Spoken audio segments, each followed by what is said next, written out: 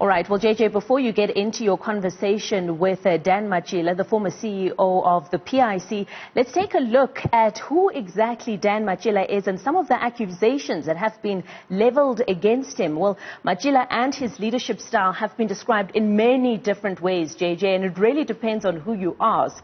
So some will say that over the past 15 years, he's been one of the most powerful figures in South Africa's asset management industry, a long-serving chief investment officer and the CEO of the PIC, a former senior maths lecturer at the University of the North or the University of Limpopo. He worked for Stanlib as well as Anglo-American. Those are just some of the positions that he's held. However, he's also been described as a man who dished out favors to politicians and their next of kin, JJ. Allegations leveled against Matjila really came into the fore back in 2017, and they came in the form of an anonymous email that was circulated, and the email claimed that Matjila channeled funds to a company linked to a woman referred to as his girlfriend. This woman was Pretty Low. He was also accused of taking an irregular loan and benefiting from the now defunct VBS Mutual Bank. However, JJ, the allegations of corruption at the institution, which the Commission of Inquiry was set up to look into, date as far back as 2015, if not even further. Now, during that inquiry, Matjila maintained his innocence, and he said that under his leadership, the asset manager actually performed very well. He said that the organization's independence was actually compromised through the interference by government, and he also went on to say the PIC became polarized with the removal of Pravin Gordhan and Cebisi Jonas. However, JJ, there's been reports of this much-awaited report by that commission that was probing the happenings at the PIC. We've seen since December, reports that this much-awaited report has been leaked. And in that report, it clears Matjila of any wrongdoing and, in fact, says that he's a credible witness. We'll have to find out from Matjila himself. Obviously, this is a very summarized, look at some of the allegations that were leveled against him. And that's why we have him at the desk with you this evening, JJ, so you can tell us more. It's over to you.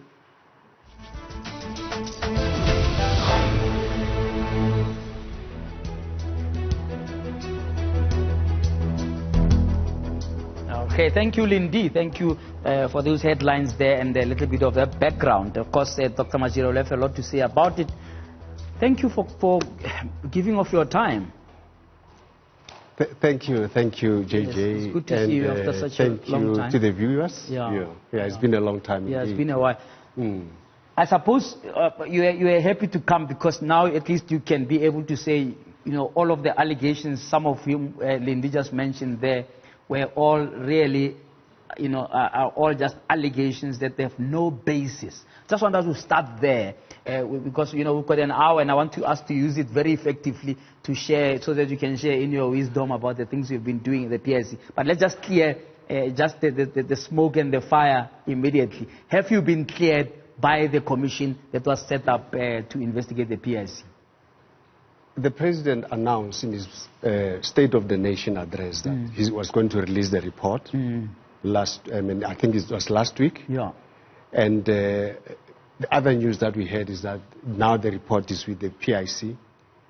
But it's not been made public. It's not made public yet. Has it been given to you? I've not seen the report. So it's going to be very difficult for me to comment on anything about the commission now. Yeah. Because I don't have the report. That's true, in terms of what they have found. But you can tell me for sure, as you have said already in other platforms, right, which of the allegations, that are serious in terms of the functioning of the PIC are true or are not true.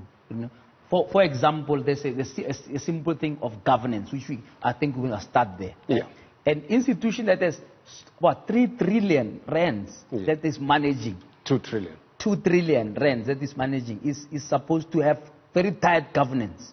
You said when you were giving your evidence that a lot of people can see there's a piggy bank easily, right? Address me on that. What do you mean that there is political interference in the workings of the PIC? Look, you can look at it from many fronts, JJ. It takes many forms. Political interference. Remember, the PIC is owned by the state. And the shareholder representative is the Minister of Finance, right? And he controls the PIC as a shareholder, in a way.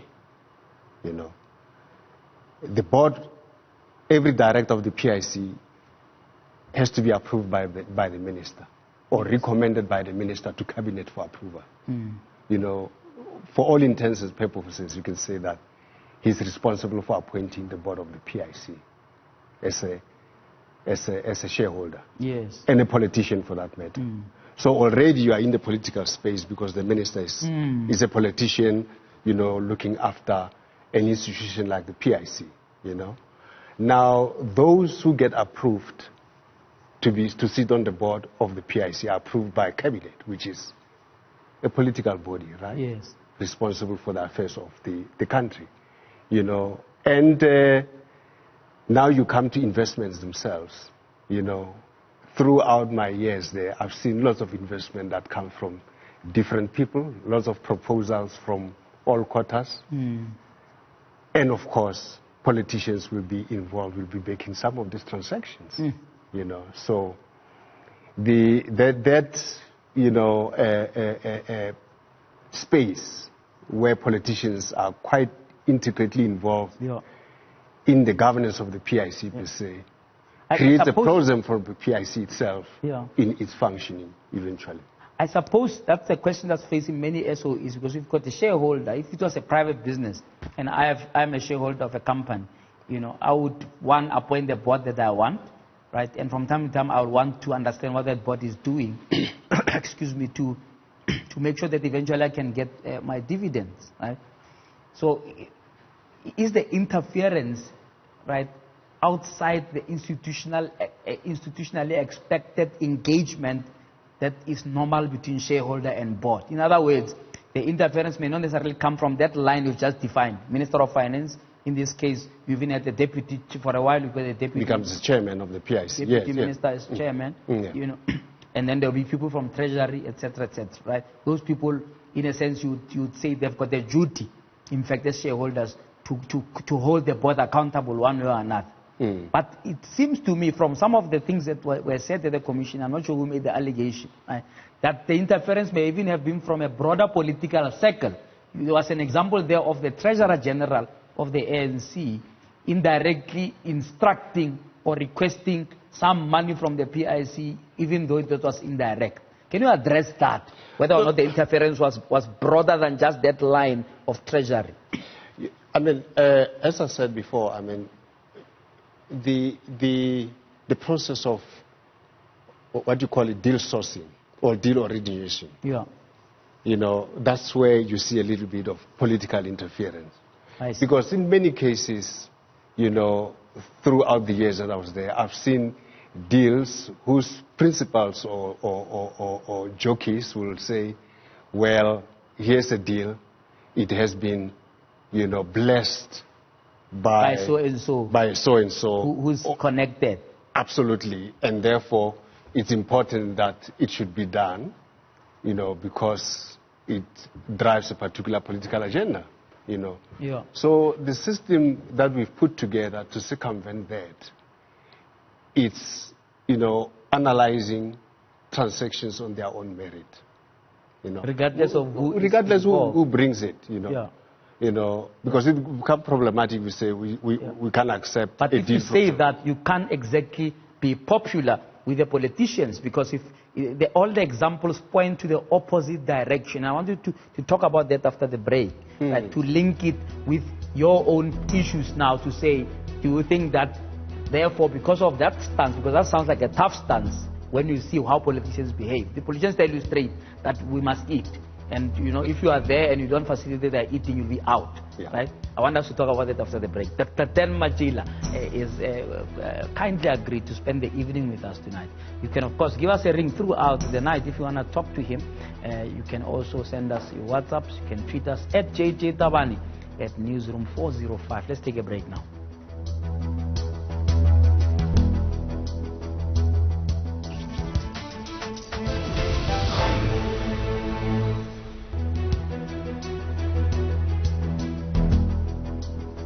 Welcome back to Your View with me, JJ Tabane. We're talking to Dr. Dan Matjila tonight. We'll be exploring all matters. PIC, you know, what is its role in the economy, how should it be strengthened? What are some of the big achievements during his tenure that he can be proud of, where he can say these issues that we have done, this kind of funding has intervened in the development of our economy? But before we get to that, let's get the juicy parts out of the way first. Right? So you see what you are saying sounds like what Jahana was saying when he left SAA. Yeah. He says, I can't breathe. You understand? I try to do something, it takes 10 months for a decision to be made. I try to do something, ministry intervenes, the board, doesn't seem to know where it stands. They are caught in the middle. So PRC is not unique to other parastatals, if you like, political dynamics. But the question I'm asking you is, you had to resign, and I don't think that you had finished your work, so to speak. Do you feel treated unfairly, and do you think that because of maybe the tough stance you took in terms of this deal flow or sort of dodgy deals that people may think they could facilitate because they are connected, you had to put your foot down on that, and then maybe you were a victim? I want you to be honest with me about what you think happened to end up with these allegations being ventilated so publicly for so many months and so on. Let me tell you what the issue is. And I think people didn't understand the PIC mandate properly. What is it that we have to do? What the client has entrusted us to do. So the client has given us a mandate. We have to implement it. And therefore, there's a structure to the portfolio that we are putting together in responding to this mandate. And the building blocks, obviously, will be different deals that we do to create this portfolio. Yes. So that selection process has to be informed by a structure of the portfolio that you're trying to create.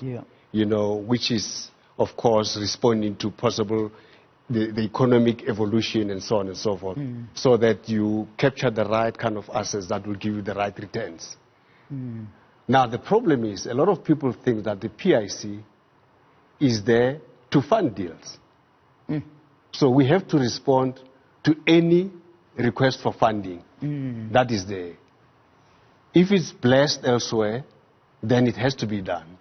So they find it very difficult when we say. Did you have to say no many times? We had to say no many times because we have a structure.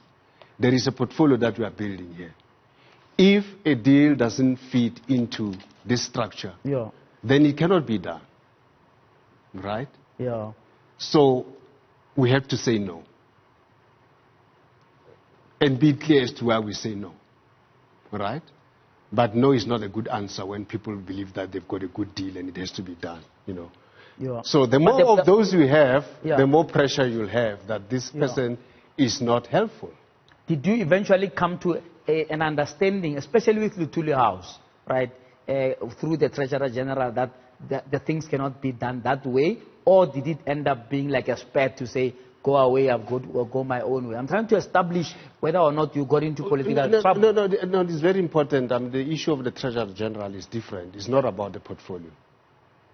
It was about helping with other things. I see. Which was a January statement to say, can you assist? Who can help us? Do you have other people that can assist? In this? That's not about the portfolio. Disagreement about what needs to be in the portfolio and not be in the portfolio. Let's talk about what's in the portfolio now. This deal of 4.2 billion that was what from part of the inquiry, right? The IO technology. Yes. In fact, you indicated that when you met the owner, it was the first time you were meeting them when they came to present the proposal. So it was not like these are your friends and people that you've known before, right? And secondly, that you got them to merge with another company that was having a similar proposal. Just summarize that for me. Are you talking about, it's a different one that you're talking about. It must be Tosako. Yes. The Tosako deal. Yes. You say. So was everything there over? But is there anything at all, right, in your tenure that you think that maybe you could have done things differently in those deals that were being questioned by the Commission? No, I don't think so. I don't think so. I think we had a robust process to arrive at transacting. So I was quite comfortable. I mean, if you look, I'm I'm reluctant to go into what I said in the commission because I said... Well, the report seems to have been done already. No, but I have not seen the report. That's the problem. I need to see the report first so that I can know what exactly the issues were, you know.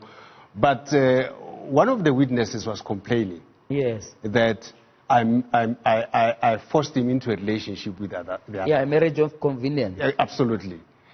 And that's not true, unfortunately. You know, that was not the case. You know, we couldn't give any of them exclusivity to the transaction. You know, and I was going to communicate to all of them that you are not going to get exclusivity. You know, and one of them wanted to hear me tell the other one that you are not getting exclusivity. You know? That's as simple as that. You know, and so when I said to them, you can't get exclusivity, unfortunately. That's the name of the game. You are not the only people in this race. You know. So they sat and discussed and matched to their change, which is better. I mean, the bigger, the better, broader. I was happy with the measure because then it broadens the BEE shareholding, which is what we want. Before I get to the issue of transformation and the role that the PIC has played over the years in terms of forcing businesses to transform as one of the, because you've got a big lever. I mean, you got trillions of rands that can use as a lever. Before I get to that point, just in terms of the thing you mentioned about political connectivity and so on, a lot of people were, ill at ease with the transaction of Sekunjalo to say, oh, here's another politically connected thing. They're just dumping money into this thing that's loss-making. These people are not paying back the money. Just clear that up for me. I mean, it's a big transaction. We can talk about it to say you believe that it's overboard and it's still a good investment or still a good decision for the PIC to do. That was not going to be loss-making. I think a few minutes ago you were complaining about the stock market that it's got about 3.5% of black ownership. One of the things that we're driving is participation of black companies in the economy. But most importantly, it has to be black companies playing in the right sectors in the economy. So when the IO technology opportunity came, I saw it as a good fit in what we're trying to do. You know, black participation in the technology sector. I thought it was brilliant. I still believe it is. You know, so it no eventually listed. No regrets. You know, no, I don't regret at all. It's listed. Obviously, the share price went down because it was hammered because of bad publicity. You know, you can't expect the share price to, you know, run when there is bad publicity. You know, the media made a song and dance about how bad this transaction is, and eventually investors will pull back, you know. And that's unfortunate in your view. It's unfortunate. It's unfortunate. And by the way, I mean, this was almost an investment holding company, raising cash to pursue certain opportunities in the ICT sector. You know, so cash was there, but the share price was reflecting a different figure. All together. Which links me to the issue of whether you think then the PIC has been ineffective, right, in shifting the needle of ownership in the overall economy. If we're still sitting at 3%, sometimes they give a version of 22%, you know, because they include you there to say the pension funds and what. But if we're looking coldly at who owns what, right, the JSE is poorly owned, you know, when it comes to black people, right? Do you think the PIC can accelerate that black ownership with the muscle that you But we are being stopped in our tracks to do that. We had a plan. The PIC is not functioning as far as I'm concerned now. It's in a difficult space, right? What, you mean because of the inquiry? Yes. Yes, because of the inquiry. But your job didn't start when the inquiry started. Let's assess when you were there for donkey years. No, but we had a plan. That we are executing slowly. You know, we've made lots of transactions. We have a lot of unlisted investments whose exit would have been, stock market would have been one of the most important exit, you know, strategy, you know. So I think we were doing well in slowly getting black people to participate in the economy. Now, if you look at the companies, no matter how small they are, but that we supported on the JSE, most of the specs, this special acquisition companies, you know, that were listed and black owned, PIC supported them. Yeah. They probably around 5, 6 or so. Yeah. And we're happy to support more so that we can change that 3% or 3.5% into something significant into the future. All right. Well, we're going to talk a little more after the break about the stated role of the PIC. A couple of years ago, the PIC used to go to AGMs of companies and make a lot of noise about companies that haven't transformed. Doesn't look like that noise has helped if you look at the latest employment equity report. We'll talk about that after the break. But before we go to a break, can you address me on Pretty Law? You heard what Lindy was saying there. Ugly allegations about which could be amount to deals for pals or for friends. It's an unfortunate one because it came from nowhere. This allegation came from nowhere, and there was, of course, a transaction where she was involved in the PIC, done properly in terms of processes and all that. Right? And we had to prove that there's no relationship first. And most importantly, they didn't get money from CSI in the manner that it was reported in the papers. They're just a random person who walked into a PSA and applied. Exactly. Now, we were able to show the board, that there is no substance in the allegation. The board cleared me. There were certain directors who were not happy. I see. So that's why and for some reason, the allegation. They managed to keep the story alive until Minister Nene decided to institute a formal independent inquiry, which was run by Advocate Baglander, and he came to the same conclusion as the board. Where did this allegation emerge from? From a certain James Nogu, who made all other allegations to a point where we had an inquiry, the PIC inquiry. I don't know how much money was spent on the basis of an unknown whistleblower. The Hawks were not able to find this James Nogu. I see. So it was just a random whistleblower. After the break, now I want to zone in on the muscle, whether the PIC, in your view, can better use its muscle to advance transformation, right? Number two, whether or not, should you be cleared, you'll be willing to go back there and continue the work, because I get a sense that you believe that your work is not complete there. But I want to talk about that after the break. We're talking to Dr. Dan Matjila. Stay tuned for more conversation after the break. You can, of course, continue to ring us if you would like to enter that fray. Also, you can tweet us at JJ Tabane at Newsroom 405. Let's take a break now.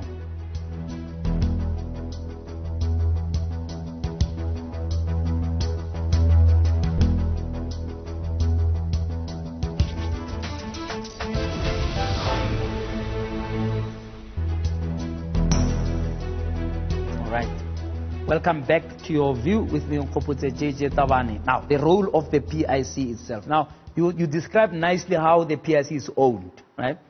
And there must have been some wisdom somewhere on making a member of the national executive or a deputy minister, linked to the minister, obviously, who's on the executive, a chairperson of that board, right? Do you think that the current situation where, in fact, the chairperson was drawn from the public sector could accelerate what you believe is the role of the PIC in running like a very hard-nosed business with the criteria you are mentioning, with the muscle that it can use to change, particularly the private sector? The PIC is an asset manager, right? Managing assets for its clients, mainly government-related entities, GPF for that matter. And there's a mandate that specifies how this money should be managed, right? Now, one of the big investments that the PIC makes is in government bonds and state-owned entities bonds, right?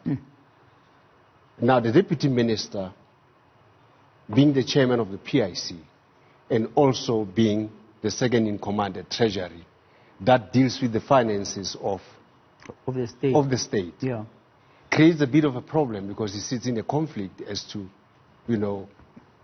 should the PIC not buy bonds in ESCOM support? What does that mean to him? Or SAA and so on and so forth.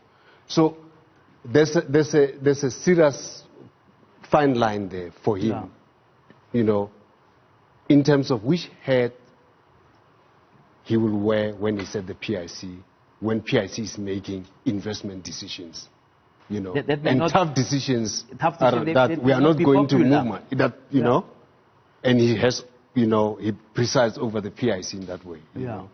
And then in Treasury as well, where he formulates another strategy of how these entities are going to be funded, you know.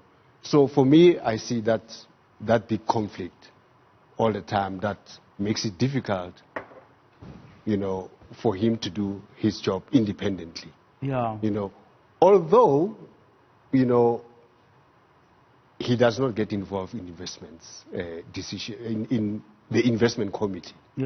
But he can get that information anytime. But most importantly, he can even see an investment if it's above the delegated authority of the board, of the investment committee. You know, he may be in that situation where he has to make a decision on an investment, you know, anything about 5 billion, 6 billion or so, that has to be dealt with by the board. So it's a bit of a problem from that point of view. Your board was yes, so go on. So now, what you need is simply an independent chairman. The best chairman that understands the asset management space, that can run, you know. But have you ever raised this matter before? We saw it now change in modus operandi, where now we've got a private sector chairman. Look, or it's something you just lived with because you thought, this is the way the convention has always been, that a deputy minister will chair the board. Look, you also need to understand that this, you know, what you call it,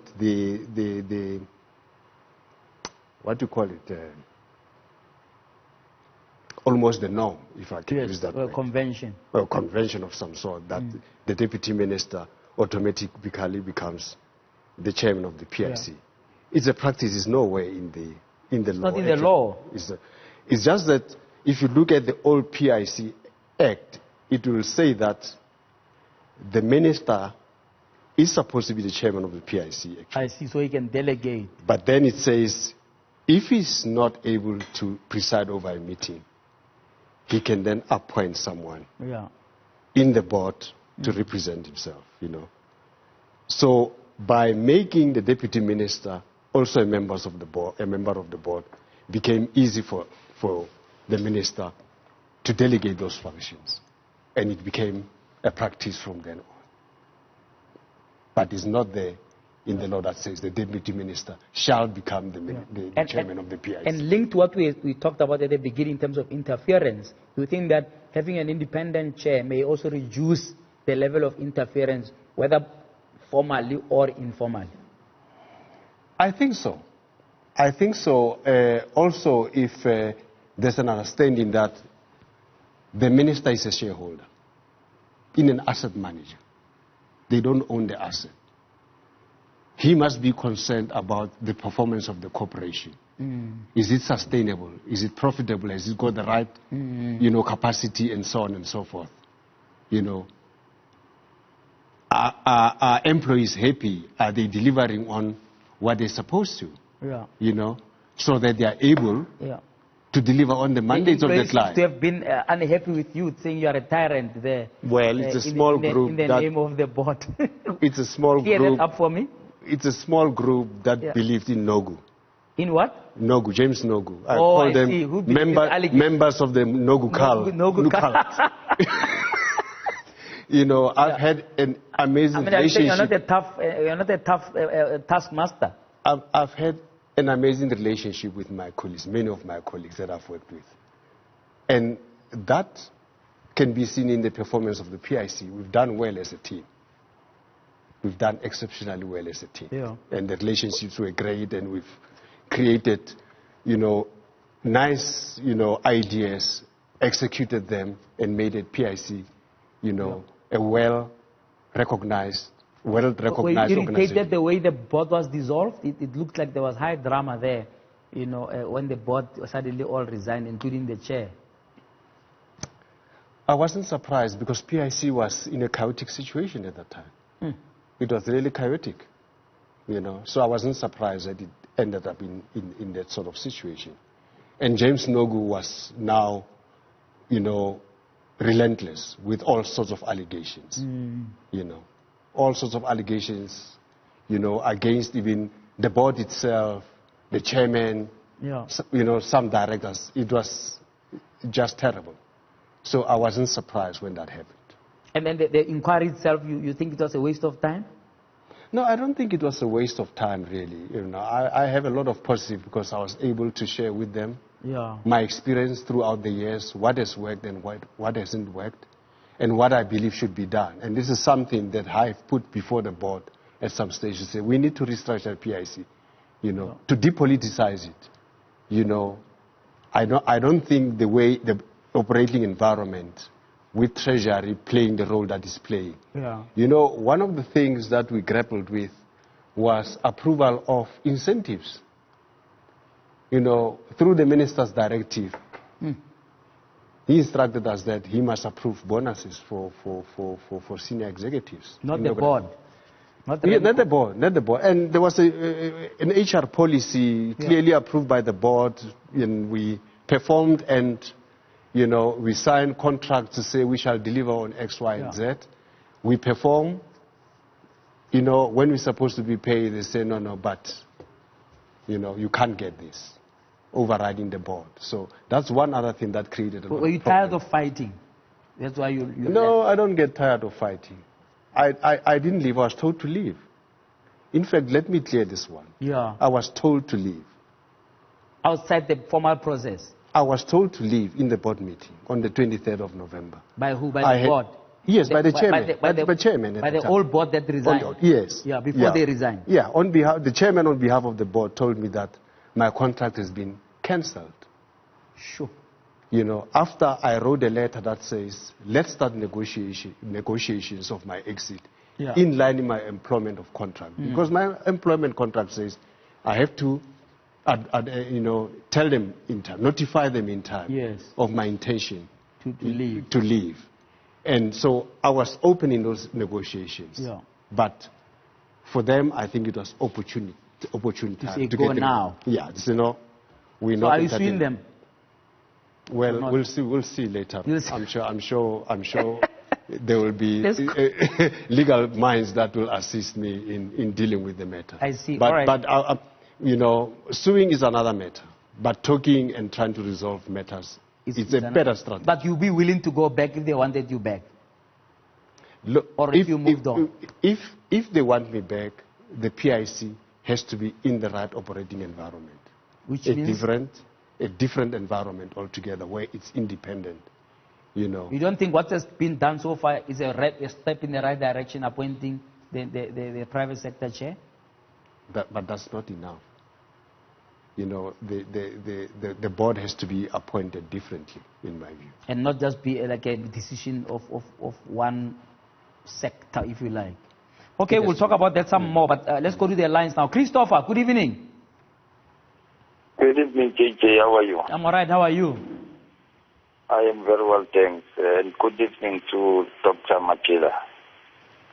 Yes, sir. Go for it. Good evening. Yes.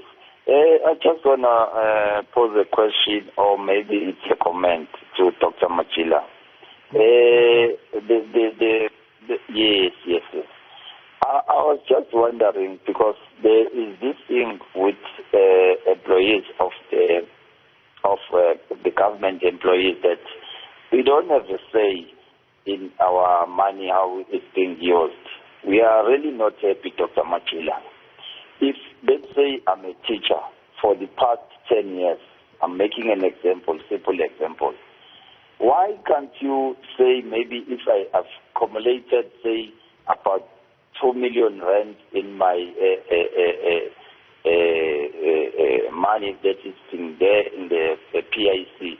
Say, for instance, you give me 70% or 60%, whatever the case may be, so that I can be able to go and help my children to study or buy them houses or whatever the case may be, rather than taking the money, pour them to SAA, ESCOM, or whatever, and there's nothing coming back.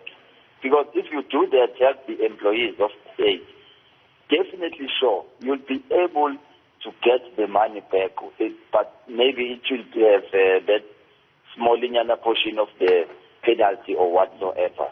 Because you know what happens, JJ, at the end. You don't do that. We don't get bonds in the bank. We go and rob people who are supposed to be like having RDP houses. Maybe let's say I buy it with 30,000, but I'm working for I'm making an example of a teacher. Then I'm not paying for electricity. I'm not paying for water, but I can afford to do all those things. So I'm trying to get the picture. If, as he was the CEO of PIC, he never came across of that idea of giving back to the employees and then maybe a small penalty after helping whoever that is needs us. Not like 100%. All right, yes, thank you. All right. You got the gist of the question. I think Christopher's concern is genuine and understand it. I've come across this situation many times. Yeah. First, let me clarify that the PIC was just an asset manager. You know, our job was to invest the money. The actual pension. Yeah, exactly. We manage the pension, we grow it, and we've been successful, by the way, because if you look at a funding ratio as a measure, you know, how much assets cover liabilities, you know, you will see that we have been over 100%. You know, although that figure is deteriorating because of bad economic environment, the tough economic environment, but the last reported figure was 109%, right? Which means more than 9% covers. I mean, the liabilities are more than 9% covered. Absolutely. You know, so the fund is in good shape. The challenge here is that it's a defined benefit. Now, who defines who defined this benefit? You know, it's the fund itself, the fund trustees. Yeah. They have their own rules that says these are the benefits that you will get. Now, and by when? Yeah, and by when. Now, the big problem here is that, and which Christopher is raising, is that they don't see the benefit of their funds before they retire. We were hard at work for probably 3 to 4 years now, trying to create products that are going to benefit members of the GPF before they retire, including housing scheme, car financing, etc., etc. So we're putting all of those in together. That's why we ended up buying a significant stake in SA Home Loans. I see. This was a response to creating this product for members of the... All right, in fact, I want to talk about that. This whole controversy of banks, VBS, SA Home Loans and what have you, how do they link to all of these things? The benefits you're talking about, can they also extend to how you are dealing with those kind of financial institutions? But we'll talk about that after the break. Dr. Dan Matjila, my guest tonight. We'll round off the conversation after the break as we explore the issue of what would make PIC effective as an instrument of transformation. Right? If it to be structured differently, what ideas do we have about that? Maybe these people must be interviewed by Parliament. Maybe the public must find a way to be involved in selecting the board. But we'll talk about that after the break. Let's take a break now.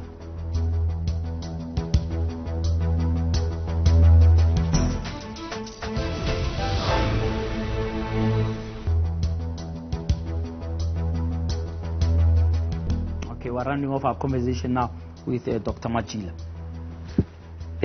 Just clear up this relationship with VBS and SA Home Loans. Was it like an arm's length, right? In other words, nobody can blame you that VBS has gone wrong, despite that you have invested in it. Yes, you can't blame us. You can't blame the PIC. We're just an investor. Yeah. With a significant position in it. VBS was regulated. It was regulated by the Reserve Bank. And therefore, and what's the role of the Reserve Bank in regulating banks? Is to protect depositors, right? The consumer out there. So VBS falling apart, you know, I point the finger at the Reserve Bank because we were just an investor, you know. But was due diligence done by PIC on VBS? Because VBS can't have fallen apart overnight. It looks like from the Motale report, VBS... It's like it was a gradual thing that this thing was falling apart. VBS, PIC has always been in VBS. Yeah. You know, it inherited VBS from the then vendor pension fund. Yeah. When these were amalgamated into the central pension fund at the time. And we're talking about post-1994. You know, all these TVBC states or whatever pension funds were put together with central government to form what is GPF now. Yeah. So we inherited a lot of things, including VBS. So it was not an original decision of PIC no, it wasn't. in VBS. But we saw potential to make it a regional bank. And we put together, you know, a strategy to support it, to make it a regional bank. You know.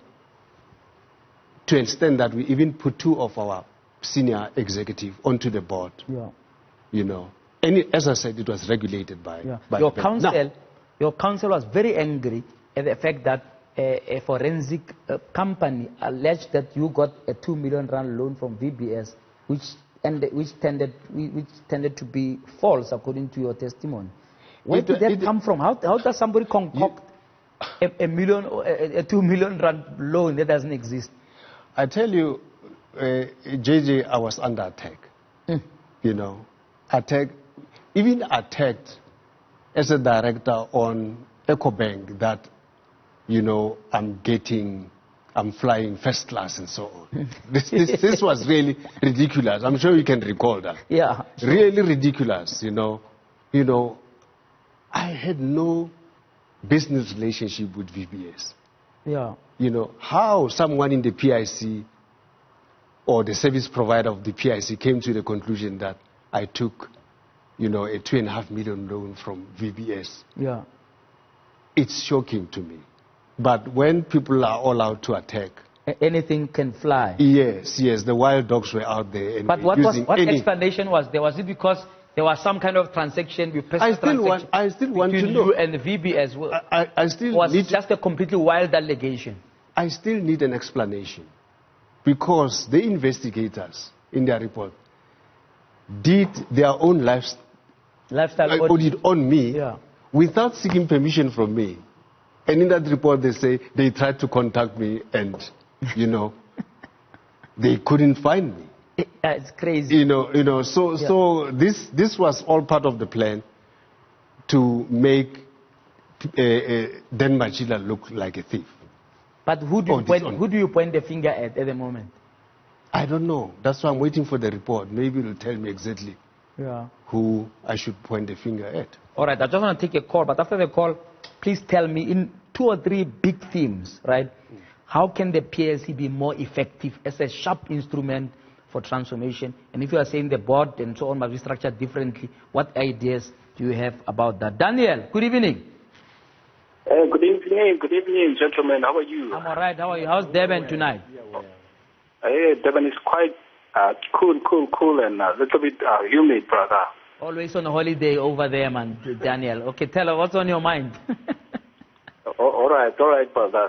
To Ntate Matjila le kae? Re teng ngwaneso. It's you. I see Ntate you as being persecuted. Ke bona o lwana ntwa Ntate. Hey, ka nnete ngwaneso. Modimo teng. Ne ke re fela Ntate. Modimo teng Ntate, lwana ntwa eno Ntate, o lwane ntwa eno Ntate. Tse nnete di tla hlahella Ntate. Absolutely. Thank you, Daniel. Daniel in Tabane there. You're in Tabane. It's a great name, it's Daniel. Yeah. He was thrown into the lion's den. I've tasted that. Yeah. Tell me, so let's talk about how can it be sharpened? It's curious that you are saying it has been stopped in its work, right? Not temporarily, because but we had a strategy. Okay. Strategy that says we are going to drive the economy. way back in 2014 or so, when we saw that the economy was going to face headwinds, we put together a strategy that will make PIC respond effectively to the economy. Now, PIC has done well in the past, before 2013 or so, because the economy was growing close to 3% or so. So assets were growing at like 12%, which was great.